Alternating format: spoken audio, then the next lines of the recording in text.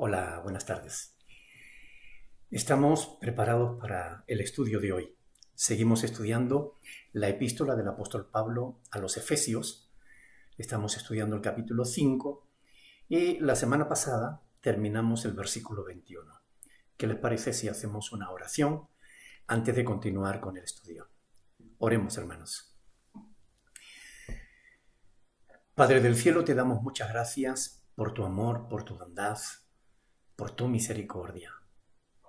Gracias porque tú eres bueno, Señor, porque para siempre es tu misericordia y tu verdad por todas las generaciones. Gracias por dejarnos una palabra, Señor, a través de la cual podemos conocer tu voluntad. Una palabra que nos consuela, que nos anima, que nos fortalece y que nos guía, que nos muestra el camino por el que tú quieres que andemos. Ayúdanos a entenderla y, lo que es más importante, ayúdanos a ponerla por obra. Te lo pedimos en el nombre de Jesús. Amén. Bien, hermanos, me gustaría que cogieran vuestras Biblias y la pudierais abrir por Efesios capítulo 5, versículos del 22 al 24, que son los primeros versículos que vamos a leer. Efesios capítulo 5, del 22 al 24. Dice la palabra del Señor lo siguiente. Bueno, me gustaría quizás que leyéramos hasta el versículo 33. Vamos a leer hasta el final.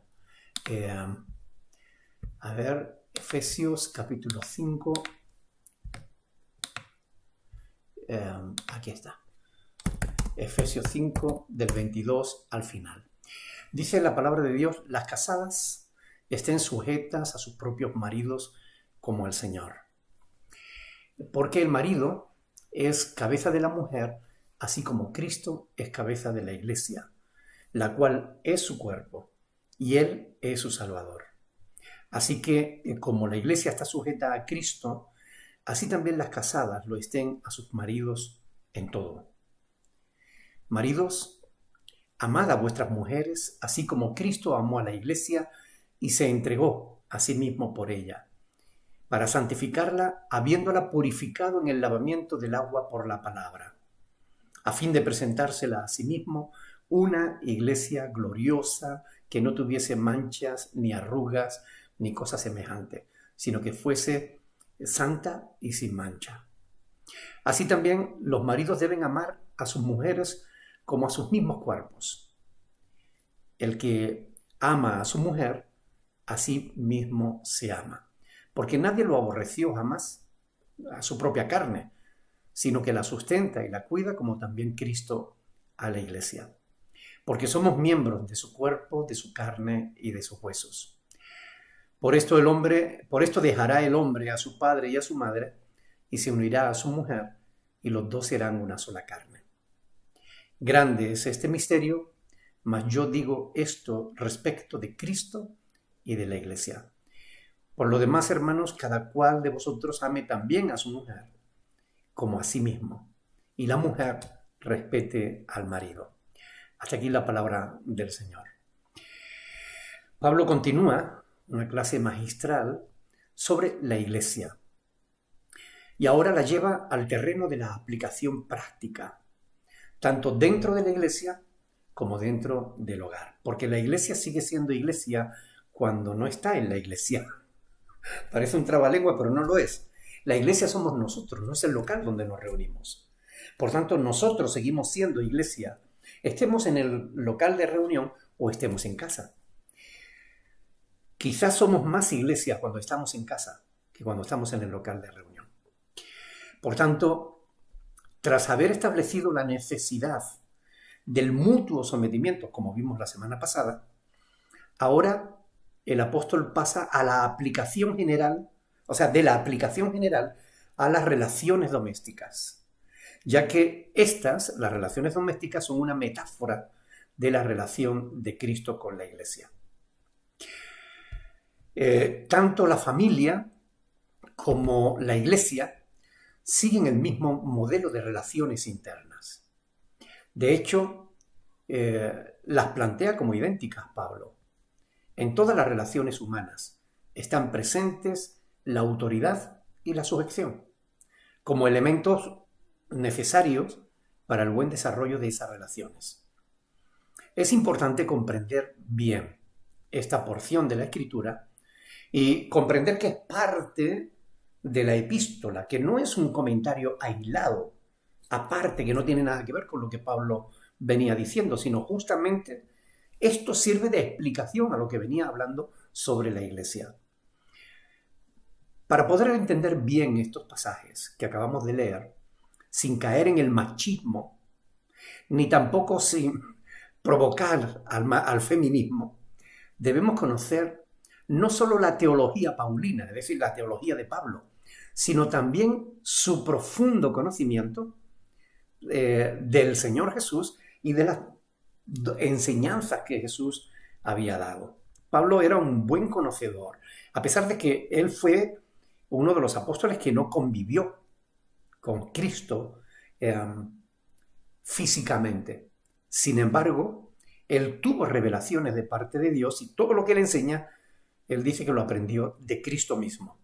Por tanto, Pablo tenía un conocimiento profundo de su relación con Cristo que le permitía conocerle a él y sus posturas con respecto a temas fundamentales como este, de la Iglesia o de la familia. Quienes no tengan en cuenta esto, el conocimiento de Pablo sobre Jesús y sus doctrinas, acabarán malinterpretando sus palabras, estas que acabamos de leer en Efesios 5, dándoles un sentido jerárquico, cuando en realidad esa idea no estaba ni en la mente ni en el corazón del escritor sagrado. Algunos aludirán, por ejemplo, a 1 de Timoteo 3, versículo 4, donde el mismo apóstol establece cuáles son los requisitos para ser obispo, pastor o anciano. Y entre esos requisitos, Pablo dice que sepa gobernar su propia casa. Algunos usarán ese término de que el hombre tiene que gobernar su casa a fin de presentarlo como en un orden jerárquico donde el hombre es preponderante, donde el hombre está por encima del resto de su familia. Es decir, donde el hombre manda y todos los miembros de la familia deben obedecer, especialmente la esposa. No es así. De hecho, muchos teólogos comentan estos versículos en ese sentido, en el sentido de una subordinación de la mujer al hombre que tiene concedida la autoridad de parte de Dios. Déjenme decirle que esto no es la enseñanza del apóstol Pablo. Repito, debemos tener en cuenta el profundo conocimiento que Pablo tenía del Señor Jesús y de sus doctrinas. ¿Por qué enfatizo eso? Porque si nos preguntásemos qué enseñó Cristo sobre las jerarquías, sobre la autoridad, sobre el gobernar, tendríamos que irnos a Mateo capítulo 20, versículos del 20 al 28. Ahí en el contexto de ese pasaje vemos que la madre de los hijos de Zebedeo, la esposa de Zebedeo, acudió a Jesús con sus dos hijos para hacerle un ruego al Señor. Que en su reino sus hijos se sentaran uno a su derecha y otro a su izquierda. Jesús le dijo que no sabían lo que pedían. Y cuando los otros apóstoles se enteraron de la petición de estos, pues se enojaron enormemente con aquellos dos que buscaban estar por encima de los demás, ¿verdad? Razón por la cual el Señor Jesús dejó una enseñanza fundamental que ningún cristiano debería desconocer. Leamos los versículos de Mateo capítulo 20, versículos del 25 al 28. Dice lo siguiente: Entonces Jesús, llamándolos, dijo: Sabéis que los gobernantes de las naciones se enseñorean de ellas, y los que son grandes ejercen sobre ellas potestad. Mas entre vosotros no será así. Repito, mas entre vosotros no será así. Hago este énfasis para que entiendan que esa no es la voluntad de Cristo, sino que el que quiera hacerse grande entre vosotros será vuestro servidor. en palabras literales, será vuestro esclavo. Y el que quiera ser el primero entre vosotros será vuestro siervo, como el Hijo del Hombre. Y ahora se pone a sí mismo de ejemplo. Como el Hijo del Hombre no vino para ser servido, sino para servir y para dar su vida en rescate por muchos. Bueno, aquí vemos con total claridad cómo desde la perspectiva de Cristo, el gobernar nada tenía que ver con jerarquías. Es decir, con ser mayor o más importante que los demás, ni con lo que la mayoría de la gente entiende, una autoridad déspota. Nada de eso. En la fe cristiana, el gobierno tiene que ver y está relacionado no con el mandar a los demás, sino con el espíritu de servicio hacia los demás. De modo que quien está en autoridad no es quien manda, es quien sirve a aquellos sobre los cuales está en autoridad. El cabeza del hogar es el responsable de que el resto del cuerpo, es decir, el resto de la familia, esté bien atendido en todas sus necesidades.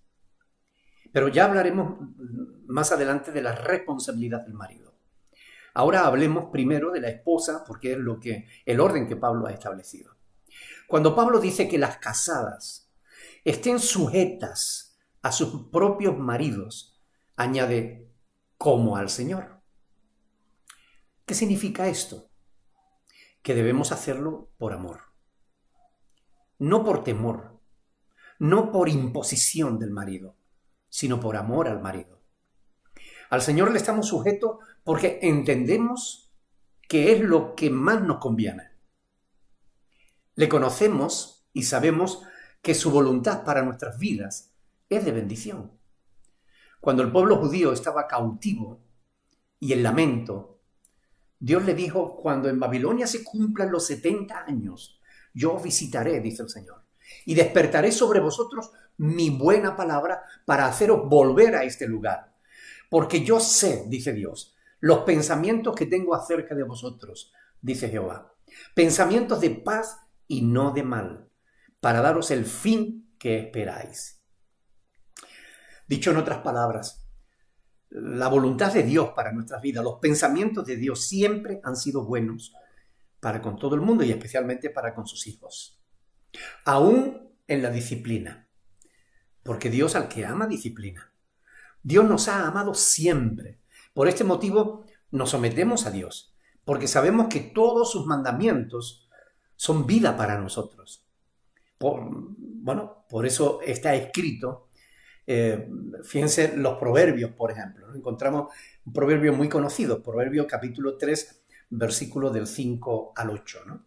Donde dice, fíate del Señor de todo tu corazón y no te apoyes en tu propia prudencia. Reconócelo en todos tus caminos y Él enderezará tus veredas. No seas sabio en tu propia opinión.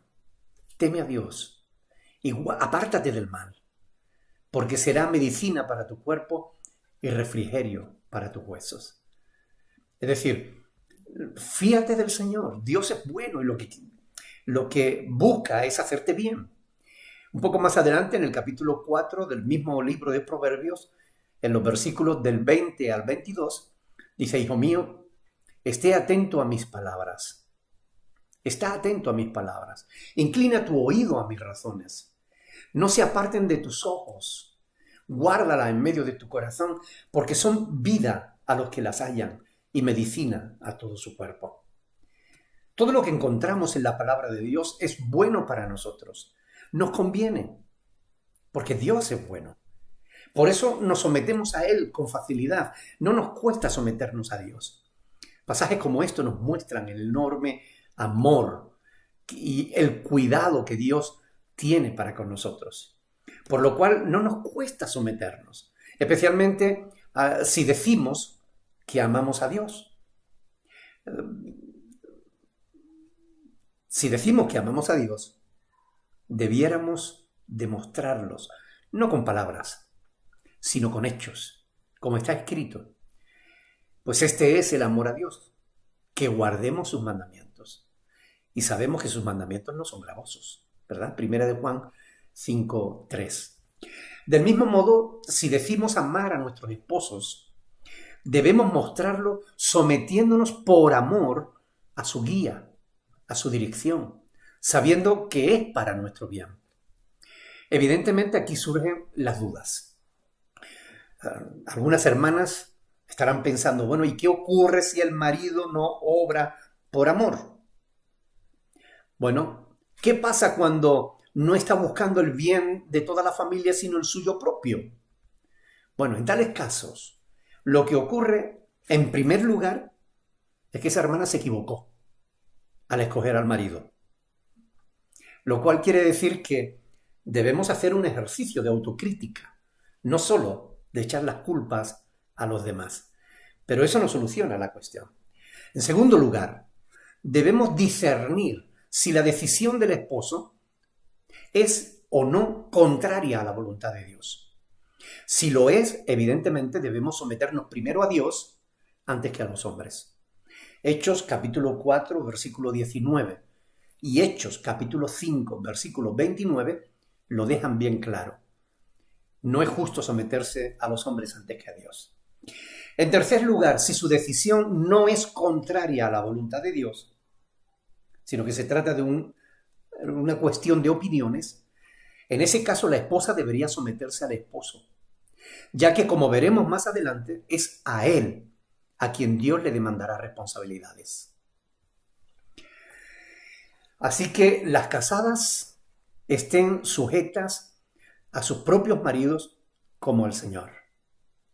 Versículo 23 dice, porque el marido es cabeza de la mujer, así como Cristo es cabeza de la iglesia, la cual es su cuerpo y Él es su Salvador.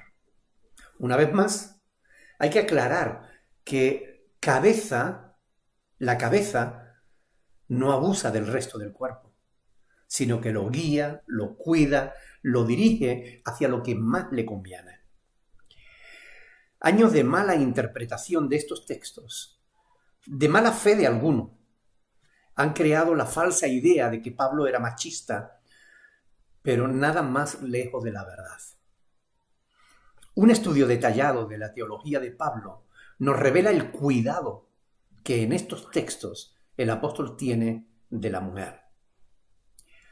Pues el amor generoso del esposo debe proveer el ambiente que produce y garantiza la sumisión voluntaria de la esposa. La buena voluntad de la esposa es la respuesta de ella a la autoridad benigna que él ejerce sobre ella. De aquí que Pablo establece una relación no en términos de jerarquía o mandato, de subyugación, no, como algunos pretenden presentarlo, sino de un sometimiento mutuo en amor recíproco. En caso contrario, será imposible el ejercicio de la autoridad masculina y la sumisión femenina. Es necesario el amor y que ese sometimiento sea mutuo, voluntario. No es una autoridad despótica para dominar o para explotar. No se trata de eso, sino de una responsabilidad sagrada que ha sido otorgada por Dios para ordenar la familia y gobernar la sociedad. La pareja es el compromiso matrimonial. La pareja en el compromiso matrimonial es un equipo con diferentes roles. El hombre tiene su rol, la mujer tiene el suyo. Pero esos roles uno no es mejor que el otro ni más importante que el otro, sino que ambos se complementan para el beneficio de la familia completa. Es importante entender estas cosas así, tal y como están en la Biblia y no tal y como la gente, guiados de su carnalidad, tratan de entenderlo.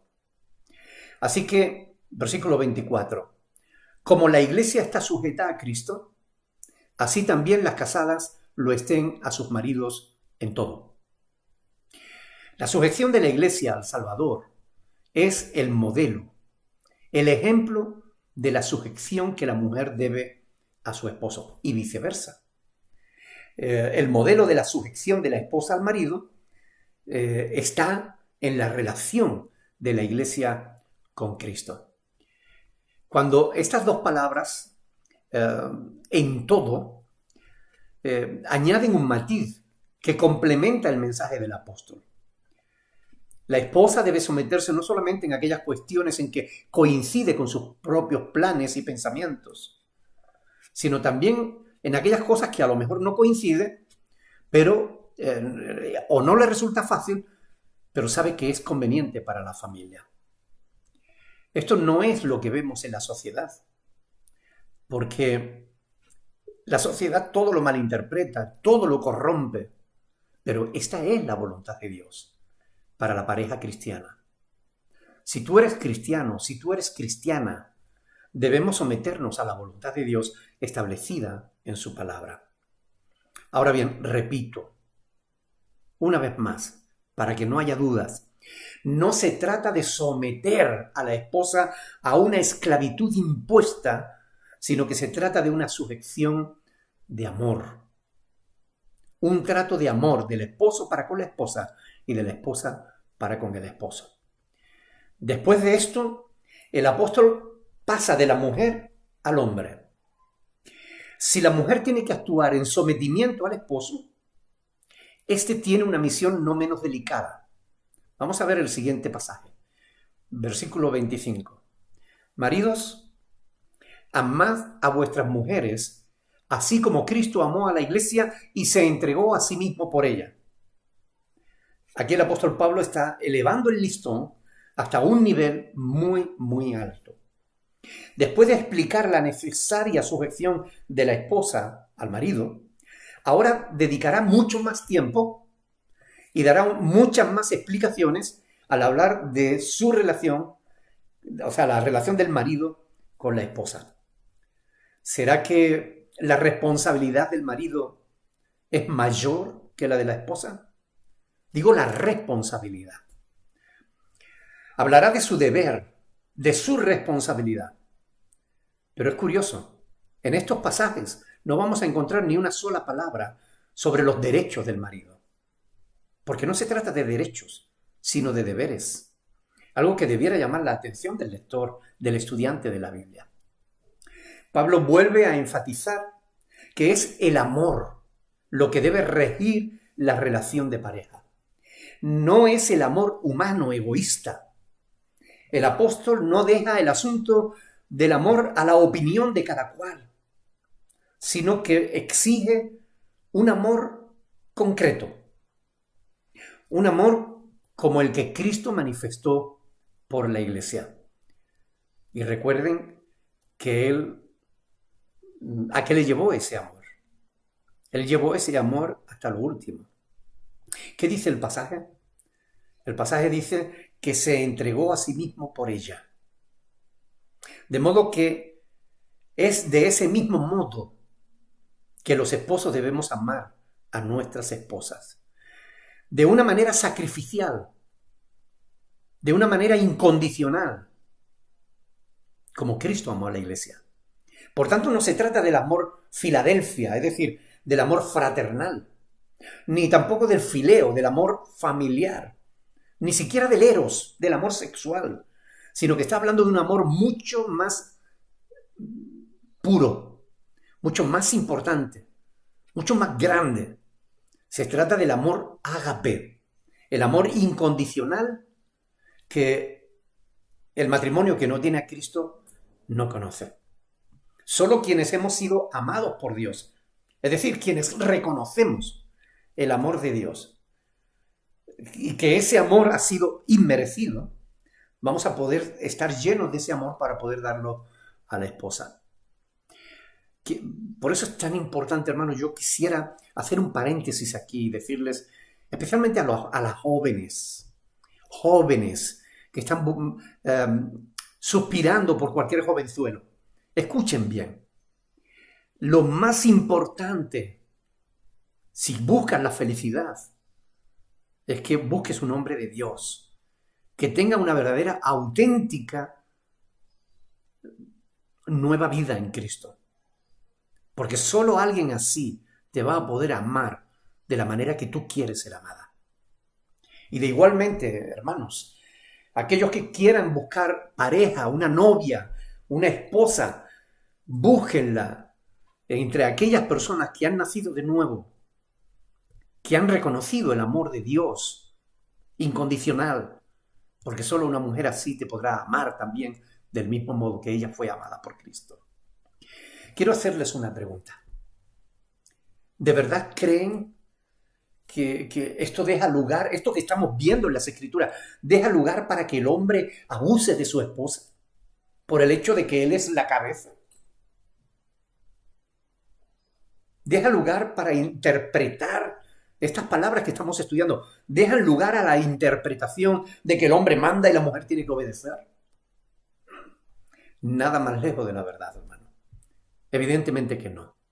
Pablo habla de un amor incondicional, un amor sacrificial. No está hablando de egoísmo, no está hablando de imposición, no está hablando de jerarquía.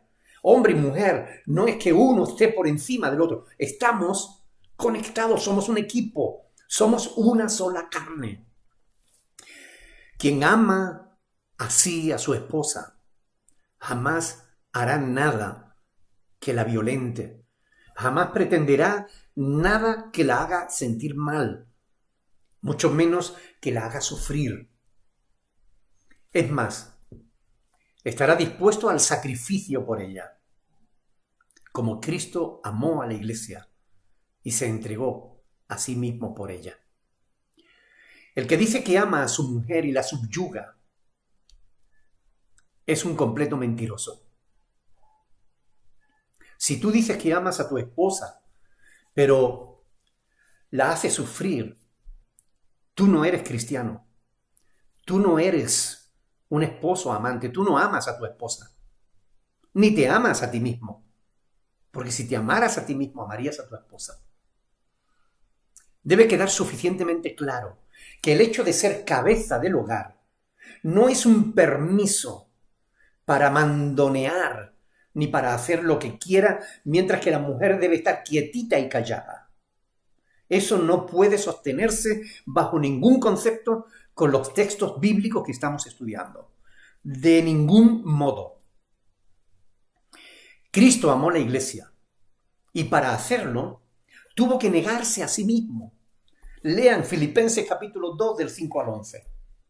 Ahí lo dice, siendo en forma de Dios, no estimó el ser igual a Dios como algo a lo que aferrarse, sino que se despojó a sí mismo. Hermano, tú te tienes que despojar de ti mismo si quieres de verdad amar a tu esposa como Cristo amó a la iglesia. Ese es el modo en que Pablo nos está diciendo que debemos amar a nuestras mujeres, negándonos a nosotros mismos por el bien de ellas. No de una manera egoísta, sino todo lo contrario. Versículos 26 al 27 dice, para santificarla, habiéndola purificado en el lavamiento del agua por la palabra, a fin de presentársela a sí mismo una iglesia gloriosa que no tuviese mancha ni arruga ni cosa semejante, sino que fuese santa y sin mancha. La relación de Cristo con la iglesia la perfecciona, la santifica, la purifica por el lavamiento del agua por la palabra. Es decir, la Sagrada Escritura. Por medio de la Sagrada Escritura, Cristo se encarga de perfeccionar a la iglesia, de santificar a la iglesia.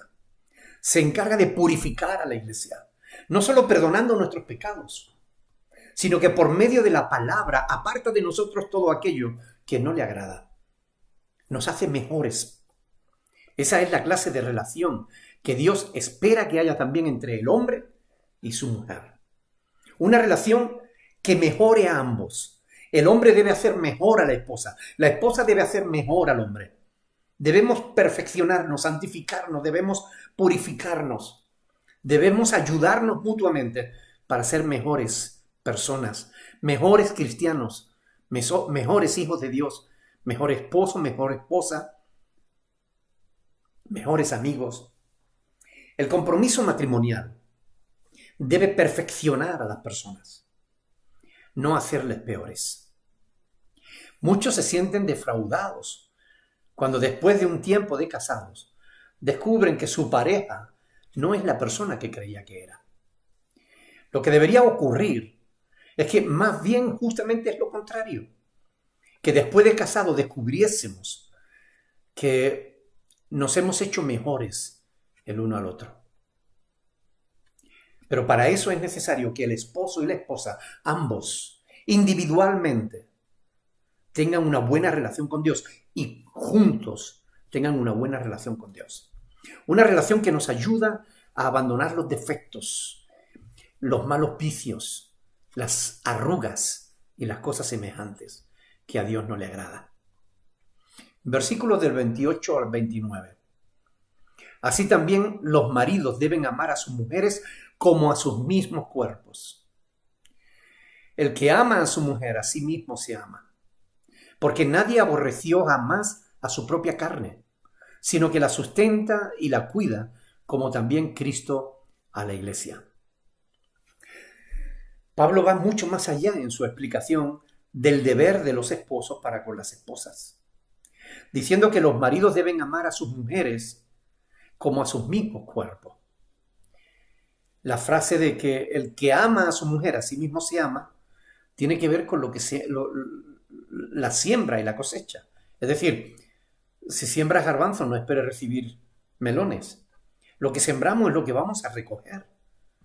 Jesús lo dijo mucho mejor, ¿no? Con aquella regla de oro, ¿no? En Mateo capítulo 7, versículo 12, ¿no? Donde dice que así que todas las cosas que queráis que los hombres hagan con vosotros, así también haced vosotros con ellos, porque esto es la ley y los profetas, ¿no?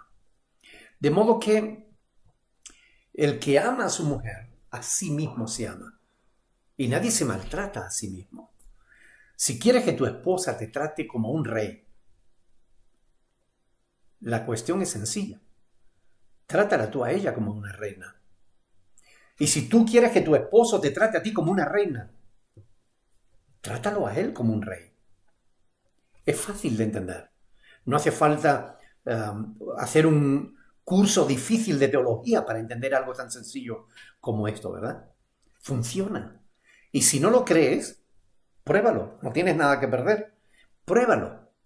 Empieza a tratar a tu marido mejor o empieza a tratar a tu esposa mejor y te vas a dar cuenta de lo que recibes a cambio. Así que amarla y sustentarla, cuidarla, es la responsabilidad del cabeza de familia para con su esposa. Ahí no tenemos ningún texto, en todo lo que hemos leído, no hemos visto ningún texto que diga que debamos mandarla, subyugarla, someterla a la fuerza, ni mucho menos abusarla ni golpearla. Tales cosas no tienen fundamento alguno en los escritos sagrados de la Biblia. Es más, si alguno maltrata a su esposa, está demostrando clara y evidentemente que no es un hijo de Dios. Si alguien golpea a su esposa, está demostrando que ni siquiera es un hombre. Es una rata, es peor que una rata. Porque un hombre no tiene que maltratar a su esposa. Debe cuidarla, debe amarla, debe respetarla. Y lo mismo digo para con las esposas. Porque hay esposas que abusan de sus esposos. Y una esposa que abusa de su esposo es una persona que no puede decir que sea cristiana. Es una mala persona. Y debe dejar de hacer eso. Versículo 30. ¿Por qué todo esto? Porque somos miembros de su cuerpo, de su carne y de sus huesos. Es decir, somos uno, una sola carne. Lo que le ocurre a ella te afectará también a ti. Y lo que te ocurra a ti le afectará también a ella. Esto es una clara referencia al Génesis capítulo 2, versículo 24, ¿verdad?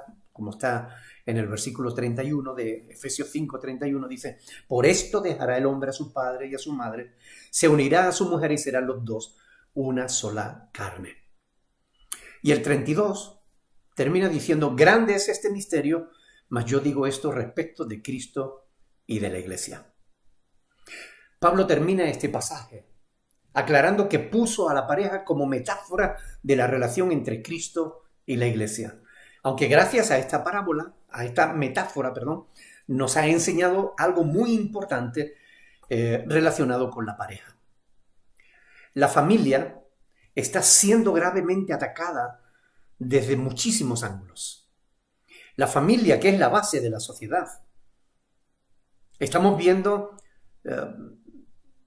cómo cada vez más se levantan voces contra la familia.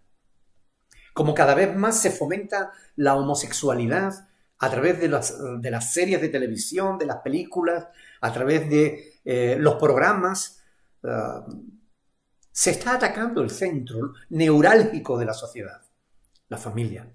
Estamos viviendo un cambio drástico de sociedad en el que se nos pretende convencer de que la familia no es importante, que lo único importante eres tú y tu bienestar personal.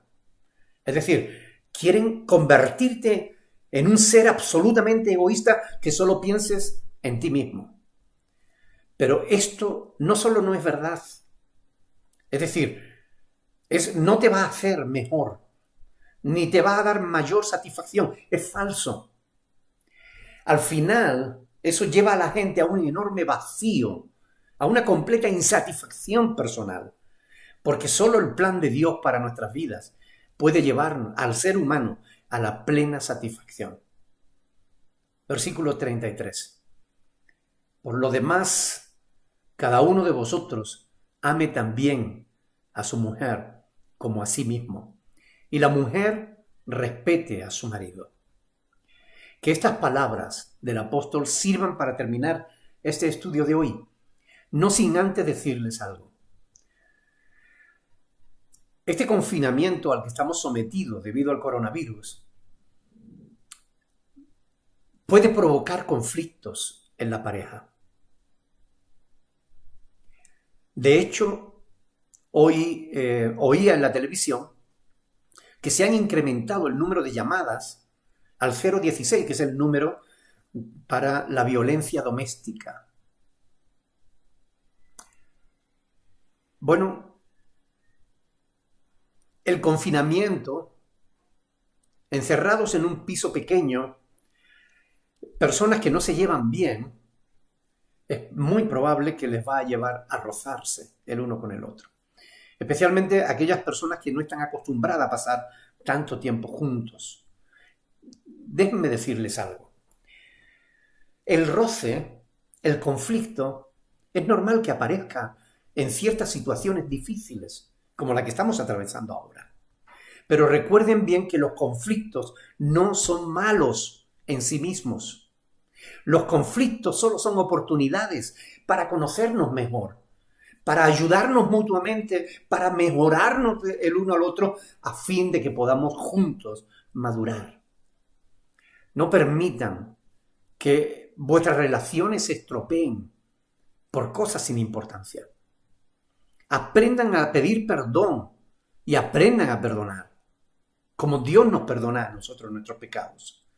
Recuerden las palabras del apóstol Pablo y pónganlas por obra, porque es la voluntad de Dios para nuestras vidas, que nosotros tengamos en cuenta la palabra de Dios. Hermanos, que este encierro, cuando sea posible salir a la calle y volver otra vez, aunque dudo que volvamos a la vida de antes, pero cuando salgamos de este encierro, que lo hagamos fortalecidos, con un matrimonio mucho más firme, mucho más fiel, mucho más fuerte, que hayamos aprendido a ser mejores amigos, mejores esposos, mejores esposas, mejores padres, que hayamos aprendido a amarnos los unos a los otros, como Dios nos ama a nosotros. Quisiera hacer una oración por todos ustedes. Padre del cielo, te doy gracias por la oportunidad que me das de poder llegar a mis hermanos, aunque sea a través de las redes sociales. Quiero rogarte, Padre del cielo, que tú permitas que mis hermanos puedan entender estas palabras. Ayúdalos no solo a entenderlas, sino a ponerlas por obra. Señor, te ruego en el nombre de Jesús que tú te lleves la gloria y la honra en todas las cosas, porque eres el único que la mereces. Bendice a mis hermanos, guárdalos, protégelos de todo mal, guárdalos de toda infección, de toda enfermedad, a ellos y a sus familias, Y permítenos, Señor, ser luz en medio de las tinieblas. Que en medio de este mundo que anda confuso y convulso, Señor, que nosotros podamos ser una luz que marque el camino que la gente deba seguir. Ayúdanos a cumplir con nuestra misión. Te lo rogamos en el nombre de Jesús, dándote gracias de antemano, porque tú eres bueno, Señor, y para siempre tu misericordia. En el nombre de Jesús. Amén. Hermanos, que Dios os bendiga. Por favor, sean felices. Un abrazo.